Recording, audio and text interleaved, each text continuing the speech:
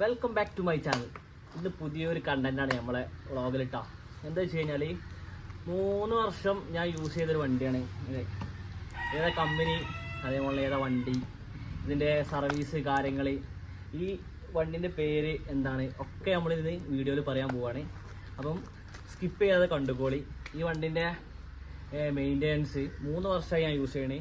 40,000 കിലോമീറ്ററോളം ഈ വണ്ടി ഓടി. എൻ്റെ സ്വന്തം ഞാൻ യൂസ് ചെയ്യുന്ന പേഴ്സണൽ യൂസിങ് ഉള്ള വണ്ടിയാണ്. വേറെ ആരും യൂസ് ചെയ്യാല്ല. ഞാൻ സ്വന്തമായിട്ട് ഓടി അതിൻ്റെ എക്സ്പീരിയൻസ് ആണ് ഞാൻ അങ്ങോട്ട് പറയാൻ പോകുന്നത്. അപ്പോൾ നിങ്ങൾ ഇങ്ങനത്തെ ഒരു വണ്ടി എടുക്കാൻ ഉദ്ദേശിക്കുന്ന ഒരാൾക്ക് ഇത് യൂസ്ഫുൾ ആവും. അപ്പോൾ ഇങ്ങനത്തെ എടുക്കാൻ ഉദ്ദേശിക്കുന്ന ഒരാൾക്ക് ഇത് അയച്ചു കൊടുക്കാം.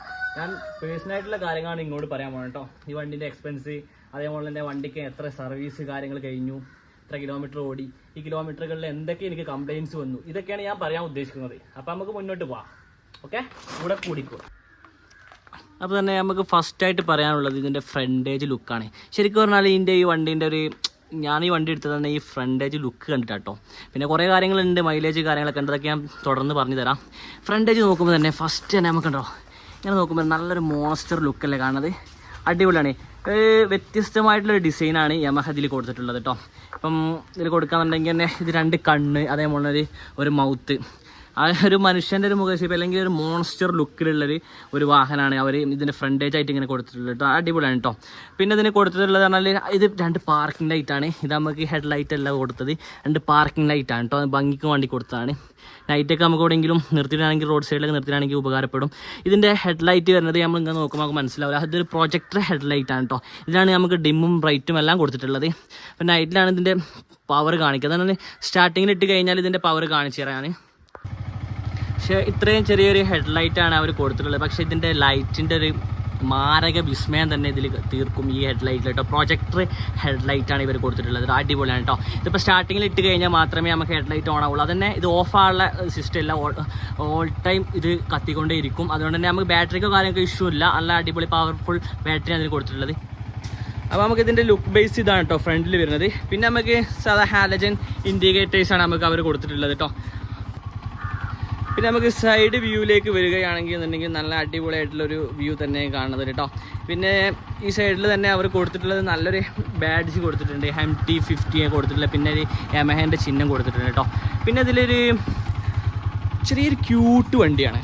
ക്യൂട്ട് വണ്ടി പറഞ്ഞാൽ 2 പേർക്ക് യാത്ര ചെയ്യാൻ പറ്റിയൊരു സിറ്റി റൈഡ് വണ്ടിയാണ് കേട്ടോ. നമുക്ക് എന്താ പറയുക, ലോങ് റൈഡിലേക്ക് യൂസ് ചെയ്യാം, റെക്കമെൻഡേഷൻ ചെയ്യുന്നില്ല. പക്ഷേ നമുക്ക് കൂടുതലും സിറ്റി റൈഡുകൾക്കാണ് അടിപൊളിയായിട്ട്. കാരണം കട്ട് ചെയ്ത് പോകാനും അതേപോലെ തന്നെ കുഴപ്പമില്ലാത്തൊരു രീതിക്ക് വണ്ടി ഓടിച്ചു പോകാനൊക്കെ പറ്റിയൊരു കംഫർട്ടുള്ള സീറ്റിങ് കാര്യങ്ങളൊക്കെയാണ്.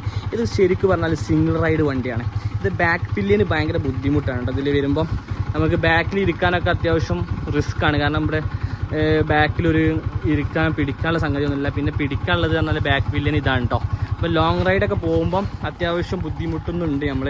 പിന്നെ സിംഗിൾ റൈഡാണെങ്കിൽ അടിപൊളിയാണ്, വണ്ടി അടിപൊളിയായിട്ട് നമുക്ക് കൊണ്ടുപോകാം കേട്ടോ. പിന്നെ വേറെ വണ്ടികളെ വെച്ച് ഇതിൻ്റെ ലുക്കും കാര്യങ്ങളൊക്കെ കമ്പാരിസൺ ചെയ്യുമ്പോൾ നമുക്ക് ഡ്യൂക്കിൻ്റെ ഒക്കെ ഒരു ഏകദേശമൊക്കെ ഒരു ലുക്കിലേക്ക് നമുക്ക് ഈ സൈഡിൽ നിന്ന് നോക്കുമ്പോൾ മനസ്സിലാവും. അതേക്കെ ഒരു ലുക്കാണ്, അതേക്കെ ഒരു കട്ടിങ്ങും കാര്യങ്ങളൊക്കെയാണ് വണ്ടി വരുന്നത്. പിന്നെ ഇതിൽ പറയാനുള്ളത് എന്താ വെച്ച് കഴിഞ്ഞാൽ ഇതിൻ്റെ ടാങ്ക് നമുക്കൊരു 10 ലിറ്റർ ആ റേഞ്ചിലേക്കാണ് നമുക്ക് ടാങ്കിൻ്റെ കപ്പാസിറ്റി കൊടുത്തിട്ടുള്ളത്. പക്ഷേ ടാങ്കിൽ 10 ലിറ്റർ ആണെന്നുണ്ടെങ്കിലും ഇതിൻ്റെ മൈലേജ് പറയുമ്പോൾ നിങ്ങൾ നെട്ടും. 10 ലിറ്റർ മതി നമുക്ക് ഏതൊരു സ്ഥലത്ത് പോയി വരാൻ കേട്ടോ. പിന്നെ ഞാനിപ്പോൾ പറയുന്ന സമയത്ത് എൻ്റെ വണ്ടി കിലോമീറ്റർ ഓടിയത് 41,150 കിലോമീറ്ററിലാണ് ഞാൻ ഇതിൻ്റെ റിവ്യൂ പറയുന്നത്. അപ്പോൾ ഇതിൽ എന്തൊക്കെ മൈനസ് പോയിൻ്റ് ഉണ്ട്, അതേപോലെ സർവീസിൽ എന്തൊക്കെ പ്രശ്നങ്ങളുണ്ട്, ഞാൻ എന്തൊക്കെ ഇതിൽ ചേഞ്ച് ആക്കിയിട്ടുണ്ട് ഇതുവരെ, ഇങ്ങനത്തെ കാര്യങ്ങളൊക്കെയാണ് ഇപ്പോൾ ഞാൻ ഇനി തുടർന്ന് പറയാൻ പോകുന്നത്. വണ്ടീൻ്റെ ഏകദേശം ഓൾമോസ്റ്റ് ഒരു ലുക്കും കാര്യങ്ങളൊക്കെ ഞാൻ പറഞ്ഞിട്ടുണ്ട്. വണ്ടി ഓവർ ഹൈറ്റും കാര്യങ്ങളും ബാക്കിലുള്ള ആൾക്ക് നമ്മൾ R15 അപേക്ഷിച്ചിട്ട് അത്ര ഹൈറ്റും കാര്യങ്ങളൊന്നും ഇല്ല. പിന്നെ കയറാനും ഇറങ്ങാനൊന്നും കുഴപ്പമില്ലാത്തൊരു സെറ്റപ്പാണ്. പിന്നെ അവർ ഫുഡ് റെസ്റ്റ് കൊടുത്തിട്ടുണ്ട്, കുഴപ്പമില്ലാത്ത നല്ല രീതിക്കുള്ള ഫുഡ് റെസ്റ്റും കാര്യങ്ങളൊക്കെ കൊടുത്തിട്ടുള്ളത് കേട്ടോ. പിന്നെ റൈറ്റും കാര്യങ്ങളൊക്കെ ഞാൻ പറഞ്ഞു തരാം. പിന്നെ ബാക്ക് ലൈറ്റ് എടുത്ത് പറയേണ്ട ഒരു ലുക്ക് തന്നെ കേട്ടോ. ബാക്ക് നോക്കാൻ തന്നെ നൈസൊരു എന്താ പറയുക ബ്രേക്ക് ലൈറ്റും കാര്യങ്ങളൊക്കെ കൊടുത്തിട്ടുള്ളത്. അതേപോലെ തന്നെ നമുക്ക് ഈ സാധനം നമുക്ക് ഊരി വെച്ച് കഴിഞ്ഞാൽ മാരക ലുക്കായിരിക്കും. പക്ഷേ നമുക്ക് നമ്മൾ MVD പൊക്കി കഴിഞ്ഞ സീനാണ്. കാരണം അത് മഡ് ചളി തെറിക്കാതൊക്കെ വെച്ച സംഗതിയായിട്ട് നമ്പർ പ്ലേറ്റും കാര്യങ്ങളൊക്കെ നമ്മൾ ഇതുമേലാണ് കൊടുത്തിട്ടുള്ളത്. പിന്നെ നമ്മളിവിടെ മഡ് ഫ്ലാപ്പ് ഇവിടെ കൊടുത്തിട്ടുണ്ട്. പക്ഷേ ഇത് നമുക്ക് ഹെൽപ്ഫുള്ളാണ് മഴ പെയ്യുന്ന കാലത്തൊക്കെ ചളി ബാക്കിലോട്ട് തെറിക്കാതെക്കാൻ. പിന്നെ ആ സംഗതി രണ്ടും ഉണ്ടാകുമ്പോൾ പിന്നെ ഓവർ ചളിയും കാര്യങ്ങളൊന്നും തെറിക്കണില്ല. കുഴപ്പമില്ലാതെ നല്ല ഡിസൈനും കാര്യങ്ങളാണ് MT-യിൽ കാഴ്ചവെച്ചിട്ടുള്ള യമഹ. അപ്പോൾ ഇനി അങ്ങോട്ട് പറയാനുള്ളത് എന്താ വെച്ച് കഴിഞ്ഞാൽ നമ്മൾ ഈ വണ്ടി ഇറക്കിയ സമയവും അതേ എത്ര വർഷം ഞാൻ യൂസ് ചെയ്തു, പിന്നെ ഈ വണ്ടിൻ്റെ റേറ്റ് എത്രയാണെന്നൊക്കെ ഞാൻ പറയാവുന്നത് കേട്ടോ. അപ്പോൾ ഈ വണ്ടി ഇറക്കിയിട്ട് ഇപ്പോൾ ഒരു 3 വർഷമായി. 3 വർഷം ഉള്ള സമയത്ത് എക്സ് റോഡ് പ്രൈസ് എന്താ വെച്ച് കഴിഞ്ഞാൽ 170 to 175 ആയിരുന്നു നമ്മൾ ഈ വണ്ടി എടുത്ത സമയത്ത്. ഞാൻ 175 എടുത്ത വണ്ടിയായിരുന്നു ഈ വണ്ടി കേട്ടോ. പിന്നീട് അങ്ങോട്ട് പറയാന്നുണ്ടെങ്കിൽ വണ്ടി നമ്മൾ 175 വണ്ടികൾ കാറ്റഗറി നോക്കുമ്പോൾ അന്നേ സമയം ഒരുപാട് വണ്ടികൾ ഇതിനേക്കാൾ അടിപൊളി വണ്ടികളും അതേ നല്ല നല്ല വേറെ കമ്പനികളും നമ്മൾ സെലക്ട് ചെയ്തിരുന്നു. പക്ഷെ ഈ വണ്ടിയിലേക്ക് നമ്മൾ എത്തിപ്പെടാനുള്ളൊരു കാരണം എന്താ വെച്ച് കഴിഞ്ഞാൽ ഈ വണ്ടിയുടെ ഓൾമോസ്റ്റ് ലുക്കും അതേപോലെ തന്നെ വണ്ടിൻ്റെ പെർഫോമൻസും നമുക്ക് ഇഷ്ടപ്പെട്ടു, മൈലേജ് കാര്യങ്ങൾ. പിന്നെ ഓൾമോസ്റ്റ് യമഹയാണല്ലോ കൂടുതലും നമ്മുടെ റോഡിൽ തരംഗമായിട്ടുള്ളൊരു വണ്ടിയാണ് R15.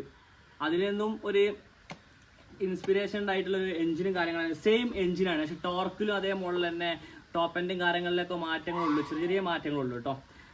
പിന്നീട് അങ്ങോട്ട് പറയാന്നുണ്ടെങ്കിൽ വണ്ടിന്റെ മൈലേജ് നമ്മൾ ഫസ്റ്റ് ഒരു വണ്ടി എടുത്തിട്ട് ആ വണ്ടി എങ്ങനെ നമ്മൾ കൊണ്ട് നടക്കുന്നു, സർവീസും കാര്യങ്ങളൊക്കെ എങ്ങനെ ചെയ്യുന്നു അനുബന്ധിച്ചിട്ടാണ് നമുക്ക് മൈലേജ് കിട്ടുക. എൻ്റെ വണ്ടി ഞാൻ ഇതുവരെ ചെയ്തത് കമ്പനി സർവീസാണ്. 4 സർവീസാണ് നമുക്ക് ഫ്രീ സർവീസ് ഉണ്ടാവുള്ളൂ. അതിൽ നമുക്ക് പിന്നീട് 4 സർവീസിൽ ഫസ്റ്റ് സർവീസ് 1000-ലാണ്. പിന്നെ നമുക്കൊരു 3000, 3500 ടു പിന്നെ 5000, അങ്ങനെ 2500-3000 കിലോമീറ്റർ ഡിഫറൻറ്റ് വെച്ചിട്ടാണ് നമ്മളിത് സർവീസ് ചെയ്തിരുന്നത്. 4 സർവീസും കഴിഞ്ഞു. പിന്നെ പെയ്ഡ് സർവീസ് 2 കഴിഞ്ഞു. ഇതിൽ നമുക്ക് മെയിനായിട്ട് മൈലേജ് ഒരു രക്ഷയില്ലാത്ത മൈലേജാണ്. നമുക്കൊരു 50 to 60 ഇതിൻ്റെ ഉള്ളിൽ നമുക്ക് മൈലേജ് കിട്ടുന്നുണ്ട്. കമ്പനി ഇതിന് മൈലേജേ പറയണില്ല കേട്ടോ, അതാണ് ഇതിൻ്റെ ഒരു വാസ്തവം. ഞാൻ കമ്പനിയിൽ അവരോട് ചോദിച്ചു ഇതിനെന്തിനാണ് മൈലേജ് കിട്ടുന്നത്. അവരാണ് മൈലേജ് നമ്മൾ പറയണില്ല, നമ്മൾ യൂസ് ചെയ്യുന്ന അനുസരിച്ചായിരിക്കും. നമ്മൾ ഇതിൻ്റെ ഗിയർ ഷിഫ്റ്റിങ് കാര്യങ്ങൾ അതേപോലെ തന്നെ സർവീസ് കാര്യങ്ങളൊക്കെ ചെയ്യുന്ന അനുസരിച്ചാണ് ഇതിൻ്റെ മൈലേജും കാര്യങ്ങളും ഒക്കെ വരിക. അത് നിങ്ങൾ വണ്ടി യൂസ് ചെയ്യുന്ന ഒരാളാണെന്നുണ്ടെങ്കിൽ നിങ്ങൾക്ക് അറിയുന്നതാണ് കേട്ടോ. പിന്നീട് നമുക്ക് ഇതിനെ പറ്റി പറയാന്നുണ്ടെങ്കിൽ പിന്നെ നമ്മളിതിൻ്റെ മൈലേജ് സെക്ഷനിലേക്ക് വരുമ്പോൾ എനിക്ക് കിട്ടിയൊരു മൈലേജ്, ഞാൻ എൻ്റെ പേഴ്സണലായിട്ട് എൻ്റെ വണ്ടി യൂസ് ചെയ്യുന്ന വണ്ടിയാണ്. അതിന് എനിക്ക് കിട്ടിയൊരു മൈലേജ് എന്താ വെച്ച് കഴിഞ്ഞാൽ ഹൈവേയിലൊക്കെ നമ്മൾ യൂസ് ചെയ്യുമ്പോൾ എനിക്കൊരു 60 to 55, 60 ആ റേഞ്ചിലേക്ക് എനിക്കിതിന് മൈലേജ് കിട്ടിയിട്ടുണ്ട് കേട്ടോ. നമ്മൾ ലോങ് ഒക്കെ പോകുമ്പം ഓരോ കൂടുതൽ ഗിയറുകളൊന്നും ചേഞ്ച് ആക്കാറില്ല, അതുകൊണ്ട് തന്നെ നമുക്ക് ആ ഒരു മൈലേജ് നമുക്ക് ഇതിൽ കിട്ടിയിട്ടുണ്ട്. പിന്നെ നമുക്കിതിൽ നമ്മളെ ലോക്കൽ റോഡിലൊക്കെ ഓടുമ്പോൾ അല്ലെങ്കിൽ സിറ്റികളിലൊക്കെ ഓടുമ്പോൾ നമുക്ക് കിട്ടുന്നത് ഒരു 50 to 52, 53, 55 ആ റേഞ്ചിൽ എന്തായാലും ഈ വണ്ടിക്ക് എനിക്ക് മൈലേജ് കിട്ടിയിട്ടുണ്ട്. ഞാനത് യൂസ് ചെയ്യുന്ന 3 വർഷമായി, എന്നിട്ടും ആ മൈലേജ് എനിക്ക് കിട്ടിയിട്ടുണ്ട് കേട്ടോ. ഒരു മൈലേജ് ഷോർട്ടോ കാര്യങ്ങളോ ഒന്നും ഉണ്ടായിട്ടില്ല. പിന്നെ നമുക്കിതിലൊരു പോരായ്മയായിട്ട് തോന്നിയിട്ടുള്ളത് ഒരു കാര്യം എന്ന് വെച്ച് കഴിഞ്ഞാൽ നമുക്ക് സീറ്റിങ്ങിൻ്റെ ഒരു ഭാഗമാണ്. കാരണം ഇതൊരു സിംഗിൾ റൈഡ് വണ്ടിയാണ് ശരിക്കും പറഞ്ഞാൽ. പക്ഷെ നമുക്ക് ബാക്കിലിരിക്കുന്ന ഒരാൾക്ക് ഈ ബാക്ക് പില്ലിയൻ ഉണ്ടല്ലോ, ഒരിക്കലും ഇതൊരു സ്റ്റാറ്റിഫിക്കേഷൻ അല്ല. കാരണം ചെറിയ കണ്ടോ ഈ ഒരളവിൽ ഇയാൾക്ക് ഇരിക്കാനുള്ളൊരു ഗ്യാപ്പ് ഇവിടെ ഉള്ളൂ. കാരണം ഇതിൻ്റെ ഡിസൈൻ അങ്ങനെയാണ്, ചെറിയൊരു ക്യൂട്ട് വണ്ടിയാണ്. കാരണം നമുക്ക് ഇത് സെപ്പറേറ്റ് ഇവിടെ ഊരി കഴിഞ്ഞാൽ ഇതിൻ്റെ വണ്ടീൻ്റെ ചെറുപ്പം നമുക്ക് മനസ്സിലാവുള്ളൂ, അത്രയും ചെറിയൊരു വണ്ടിയാണ്. അപ്പം ഈ ബാക്കിലുള്ള ആൾക്ക് ഒരിക്കലും ഇത് ലോങ് ഡ്രൈവിൽ ഒരിക്കലും ഒരു കംഫർട്ട് ആവില്ല. കാരണം ഞാൻ ഇത് ലോങ് പോയിട്ടുള്ളത് തിരുവനന്തപുരം അതേപോലെ തന്നെ മുള്ളി, ഊട്ടി ഈ റൂട്ടിലുകളൊക്കെയാണ്. അപ്പോൾ നമ്മൾ കൂടുതൽ ബാക്കിലുള്ള ഫ്രണ്ട്സിനോട് ഞാൻ ചോദിച്ചു ബാക്കിൽ എങ്ങനെയുണ്ട് ഇതിൻ്റെ കംഫർട്ടാണ്. അപ്പോൾ അവൻ പറഞ്ഞത് ഒരിക്കലും കംഫർട്ടല്ല, കാരണം ബാക്കിലുള്ള ആൾക്ക് നല്ല ബാക്ക് പെയിനും കാര്യങ്ങളൊക്കെ ലോങ് ഡ്രൈവിൽ സീനാണെന്നാണ് പറഞ്ഞത്. അപ്പം ഈ ഒരു പോരായ്മ ഞാൻ ഈ വണ്ടിയിൽ കണ്ടിട്ടുണ്ട് ഈ 3 വർഷം യൂസ് ചെയ്തതിൽ. പിന്നീട് എനിക്കൊരു നെഗറ്റീവായിട്ട് തോന്നിയത് എന്താ വെച്ച് കഴിഞ്ഞാൽ പിന്നെ അങ്ങനെ കൂടുതലായിട്ട് നെഗറ്റീവ്സ് എനിക്ക് പറയാൻ ഈ വണ്ടിയിലില്ല. കാരണം ഞാൻ ഈ പൈസ കൊടുത്തതിലും ഈ വണ്ടി കിട്ടിയതിലും എനിക്ക് 100% ഓക്കെയാണ്. ചെറിയ ചെറിയ പോരായ്മകൾ എല്ലാ വണ്ടികളിലും നമുക്ക് ഉണ്ടാകും. അത് അങ്ങനെ പറയാന്നുണ്ടെങ്കിൽ പിന്നീട് കുറച്ച് കാര്യങ്ങൾ നമുക്ക് പറയാനുള്ളൂ. അപ്പം മിറേഴ്സ് ഒന്നുകൂടി ഒരു ബെറ്റർ ആക്കായിരുന്നു. കാരണം ഇത് ഷേപ്പ് അങ്ങനെയാണ് കൊടുത്തത്, പക്ഷേ ഡൂക്കിൻ്റെ ഒക്കെ ഇതിൽ കുറച്ചുകൂടി ക്വാളിറ്റി ഉള്ള ഇതിൽ കൊടുക്കാമായിരുന്നു എന്നതിൻ്റെ ഇത്. പിന്നെ അതേപോലെ ഹാൻഡിൽ പൊസിഷൻ അടിപൊളിയായിട്ടോ. അതിന് ഹാൻഡിൽ പൊസിഷൻ ഒരു രക്ഷയില്ലാത്തൊരു സെറ്റപ്പാണ്. കാരണം ചെറിയൊരു ക്യൂട്ടായിട്ടുള്ള ഹാൻഡിലും കാര്യങ്ങളൊക്കെയാണ് ഈ ഭാഗത്ത് വരുന്നത്. പിന്നെ നമ്മളെ മീറ്ററിൻ്റെ ഭാഗത്തേക്ക് വരികയാണെന്നുണ്ടെങ്കിൽ ഡിജിറ്റലായിട്ടുള്ള സ്ക്രീനാണ് വരുന്നത്. നമ്മൾ ചെറിയൊരു ഫോണിൻ്റെ ഒരു ഉണ്ടോ ഫോൺ തന്നെ വെച്ചിട്ടുള്ളൊരു സ്ക്രീനാണ്, അതേ ടൈപ്പിലാണ് വരുന്നത്. കാരണം നമ്മൾ RPMൻ്റെ ഒരു സെറ്റപ്പാണ് ഈ വരുന്നത്. RPM നമ്മൾ ഹായ് ബഡി അതേപോലെ തന്നെ നമ്മളെ വെൽക്കം ചെയ്യും 155 വരെ ഇതിൻ്റെ ടോപ്പ് എൻഡ് കാണിക്കുന്നതിൽ. അത് നമ്മളെ ഫ്യൂവലിൻ്റെ കാര്യങ്ങൾ ഇതിൽ കാണിക്കുന്നുണ്ട്. അത് RPM മീറ്ററാണ് ഈ കാണിക്കുന്നത്. പിന്നെ അത് ഗിയർ ഷിഫ്റ്റിംഗ് ആണ് നമുക്കിത് വരുന്നത് കേട്ടോ. അവിടെ കാണിക്കുന്നത് ഇതിന് 6th ഗിയർ ഉണ്ട്, 6 ഗിയറാണ് വരുന്നത്. ഗിയർ കാണിക്കുമ്പോൾ നമുക്ക് ഫസ്റ്റ് തന്നെ എല്ലാ യമഹൻ്റെ പോലെ തന്നെ മുന്നോട്ടാണ് ഇതിൻ്റെ ഗിയർ വരുന്നത്. പിന്നെ ന്യൂട്രായി നമുക്ക് എന്തായാലും 6th ഗിയർ കണ്ടോ, ഗിയറിൻ്റെ പൊസിഷൻ നമുക്ക് കാണിച്ചു തരും അവർ. കുറച്ച് ടൈറ്റ് ആയതുകൊണ്ട് തന്നെ 4, 5, 6 ഗിയർ നമുക്ക് ഈ വണ്ടിക്ക് വരുന്നുണ്ട് കേട്ടോ. കാരണം ഇത് കുറച്ച് കണ്ടോ, ഞാൻ ഇതൊക്കെ ഫുള്ള് ലാമിനേഷൻ ചെയ്തതാണ്. അപ്പോൾ എന്താ കുറച്ച് ക്ലിയർ കമ്മി ഉണ്ടാവും ഇവിടെ. പിന്നെ നമ്മളെ ബ്രേക്കിൻ്റെ ഓയിലും കാര്യങ്ങളൊക്കെ സെറ്റപ്പ് ഇവിടെ വരുന്നത്. പിന്നെ ഇതിൻ്റെ ഒരു സംഗതി ഉണ്ട് ഇതിൽ. ഹോണ് നമ്മളെ കൂടുതലും ഇൻഡിക്കേറ്റേഴ്സൊക്കെ മുകളിലാണ് വരുന്നത്. ഹോണിൻ്റെ സ്പേസിൽ ഏത് ഇൻഡിക്കേറ്ററോട്ട് വരുന്നത് കണ്ടോ, ഈ പൊസിഷനിലാണ് നമുക്ക് ഇൻഡിക്കേറ്റേഴ്സ് വരുന്നത്. അതേപോലെ തന്നെ ഹോൺ മുകളിൽ. അത് ഒരു കൺഫ്യൂഷൻ ആയിരുന്നു ചെറുതായിട്ട്. പിന്നീട് നമുക്ക് യൂസ് ചെയ്യുമ്പോൾ ഓൾറെഡി നമുക്ക് അത് കംഫർട്ട് ആവും. പിന്നെ നമുക്ക് ഒരു അടിപൊളി ഒരു ഫ്യൂച്ചർ ഇതിന് വന്നിട്ടുണ്ട്. നമുക്കിതിന് കൂളൻ്റ് ഉള്ളൊരു വണ്ടിയാണ് കേട്ടോ. അപ്പോൾ നമ്മൾ വലിയ 200, 250 വണ്ടികൾക്കൊക്കെയാണ് നമ്മൾ കൂളൻ്റ് കാര്യങ്ങൾ കണ്ടത്. അതേപോലെ കണ്ടോ, ഇതിന് കൂളൻ്റ് വരുന്നുണ്ട്.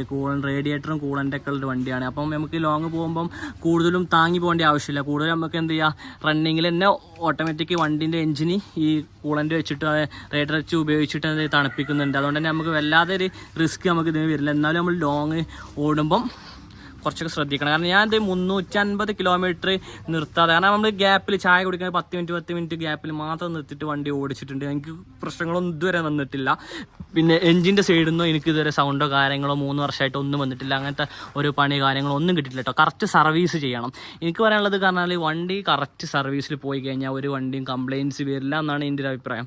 പിന്നെ എനിക്ക് ടയേഴ്സിൻ്റെ ഭാഗത്തേക്ക് വരികയാണെന്നുണ്ടെങ്കിൽ ഇതെൻ്റെ കിടക്കുന്നത് 3, 4ാമത്തെ ടയറാണ്. കാരണം നമ്മൾ ഇത് ടയർ ഇടുന്നത് റേഡിയൽ ടയറാണ് നമ്മൾ യൂസ് ചെയ്യുന്നത്. ഇതുവരെ കമ്പനി തരുമ്പോൾ TVSൻ്റെ ഒരു 40 mm ഉള്ളൊരു ടയറായിരുന്നു. നമ്മൾ 150 വീതിയുള്ളൊരു ടയറാണ് ഇപ്പോൾ നമ്മൾ യൂസ് ചെയ്യുന്നത് കേട്ടോ. ഇത് റേഡിയലിൻ്റെ C8 ടയറാണ്. 3 ടയർ നമ്മളിപ്പോൾ ഇതുമ്പോൾ കയറ്റി. ബാക്ക് ടയർ ഇത് റേഡിയൽ ടയറാണ്. നമുക്കിത് ഇതിൻ്റെ ടയറിൻ്റെ എക്സ്പെൻസാണ് കൂടുതൽ വരുന്നത്. 4250 രൂപ ഇത് റിപ്പയർ അടക്കം നമുക്ക് ഇതിന് ചാർജ് വരുന്നുണ്ട് ടയറിന് കേട്ടോ. ഫ്രണ്ട് ടയർ ഞാൻ ഒരു പ്രാവശ്യം മാറ്റിയിട്ടുള്ളൂ. ഇത് 2ാമത് മാറ്റാനായിട്ടുണ്ട്. 3ാമത്തെ ടയറിലേക്ക് ചേഞ്ച് ചെയ്യാനായിട്ടുണ്ട് കേട്ടോ നമുക്ക് വണ്ടി. പിന്നെ ഇതിൻ്റെ ബ്രേക്ക് സിസ്റ്റത്തിലേക്ക് വരുമ്പോൾ നമുക്ക് വരുന്നത് ABS ആണെങ്കിലും സിംഗിൾ ABS ആണ്. മുന്നിൽ മാത്രമേ ABS വരുന്നുള്ളൂ. പക്ഷേ ഈ വണ്ടി 150, 130 വരെ സ്പീഡ് പോകുകയാണെങ്കിൽ നമുക്ക് കംഫർട്ടാണ്. ഈ ബ്രേക്കിൽ നമുക്ക് വിശ്വസിക്കാം 100%. കാരണം ഞാനിതിൽ യൂസ് ചെയ്ത് അത്രയും പവറിൽ ഞാൻ എടുത്തിട്ട് എനിക്ക് വണ്ടി പിടിച്ച സ്ഥലത്ത് കിട്ടിയിട്ടുണ്ട്. ഇന്ന് വരെ വണ്ടിയിൽ നിന്ന് ഞാൻ സ്കിപ്പ് ചെയ്ത് വീണിട്ടില്ല. പിന്നെ ബാക്കിൽ നമുക്ക് നമ്മളെ സാധാ ഡിസ്ക് ബ്രേക്ക് തന്നെയാണ്. ABSും കാര്യങ്ങളൊന്നുമില്ല. അതൊരു പോരായ്മ ആയിട്ട് എനിക്കൊരു മൈനസ് പോയിൻ്റ് ആയിട്ട് കണ്ടിട്ടുണ്ട്. അതിന് ഇത്രയും പൈസ കൊടുത്തിട്ട് നമ്മൾ 1.75 കൊടുത്തിട്ട് നമ്മൾ ബാക്കിലൂടെ ഒരു ABS കൊടുക്കാമായിരുന്നു കമ്പനിക്ക് കേട്ടോ. അപ്പോൾ അതൊരു പോരായ്മയായിട്ട് എനിക്ക് തോന്നിയിട്ടുണ്ട്. പിന്നെ എനിക്ക് MTയുടെ ഒരു കാര്യത്തിൽ ടയറിൻ്റെ കിലോമീറ്റേഴ്സ് നമുക്ക് എത്ര കിട്ടുന്നുണ്ട്. പിന്നെ കൂടുതൽ കട്ട് റോഡ് അങ്ങനത്തെ ഓഫ് റോഡുകളൊക്കെ യൂസ് ചെയ്യാന്നുണ്ടെങ്കിലും നമുക്ക് പെട്ടെന്ന് ടയറുകളൊക്കെ തേഞ്ഞ് പോകുന്നതാണ് കേട്ടോ. കാരണം ഇത് മാക്സിമം പോയിട്ടുണ്ട്. ഇതെനിക്കൊരു ടയർ 15, അതുപോലെ തന്നെ ഒരു 18,000 കിലോമീറ്ററോളം എനിക്ക് ടയർ കിട്ടുന്നുണ്ട്. പക്ഷേ നമുക്കൊരു 10-12 കിട്ടിയാൽ തന്നെ മുതലാവും. കാരണം അങ്ങനത്തെ ഒരു വണ്ടിയാണ്. കാരണം ഇത് ഓഫ് റോഡ് കൂടുതൽ നമ്മൾ യൂസ് ചെയ്യേണ്ടത്. കാരണം വേറെ ഒന്നുമില്ല കേട്ടോ. നമുക്ക് ഓൺ റോഡും ഓഫ് റോഡും ഏകദേശം ഓഫ് റോഡൊക്കെ നമുക്ക് കൊണ്ടുപോകാം. അങ്ങനത്തെ ഒരു വണ്ടി കൂടിയാണ്. അതിൽ ഞാൻ സ്റ്റാറ്റിഫിക്കേഷനാണ്. കാരണം ഞാൻ കൂടുതലും ഓഫ് റോഡ് ഞാൻ കയറ്റിയിട്ടുണ്ട്. എനിക്ക് കുഴപ്പമില്ല. പിന്നെ എന്നാലും ഓഫ് റോഡ് കയറ്റുമ്പോൾ നമുക്ക് ഇവിടുത്തെ ഒരു ബാലൻസ് ചെയ്യുന്ന സംഗതി ഉണ്ട്. നമ്മളെ ഹാൻഡിലിൻ്റെ ഈ സംഗതി എനിക്ക് 2-3 പ്രാവശ്യം മാറേണ്ടി വന്നിട്ടുണ്ട്. കാരണം ഓഫ് റോഡ് കൂടുതൽ കയറുമ്പോൾ നമുക്ക് പിന്നീട് ഒരു വണ്ടിയുടെ ഒരു സർവീസ് കോസ്റ്റും കാര്യങ്ങളൊക്കെ നോക്കുമ്പോൾ നമുക്ക് ഓൾമോസ്റ്റ് ഒരു പെയ്ഡ് സർവീസ് ആണെങ്കിൽ നമുക്കൊരു 1000-1500 രൂപേൻ്റെ ഉള്ളിലായിട്ട് നമുക്ക് ഒതുങ്ങി കിട്ടുന്നതാണ് കേട്ടോ. പിന്നീട് നമുക്ക് കൂടുതലും സർവീസിൽ നമുക്ക് മാറേണ്ടത് ഓയിലും അതേപോലെ ഓയിൽ ഫിൽറ്റർ, കാർബറേറ്റർ അല്ല, ഫ്യൂൽ ഇഞ്ചക്റ്റഡ് വണ്ടിയാണ്. 2020 മുതലൊക്കെ ഫ്യൂൽ ഇഞ്ചക്റ്റ് ആയിട്ടുണ്ട്, കാർബറേറ്റർ ഇല്ല. അതുകൊണ്ട് തന്നെ നമുക്ക് അതിൻ്റെ ആവശ്യമില്ല. കാർബറേറ്റർ ക്ലീനിങ് കാര്യങ്ങളും ആവശ്യമില്ല. പിന്നെ ഇതിന് മാറേണ്ടത് പറഞ്ഞാൽ എയർ ഫിൽറ്റർ.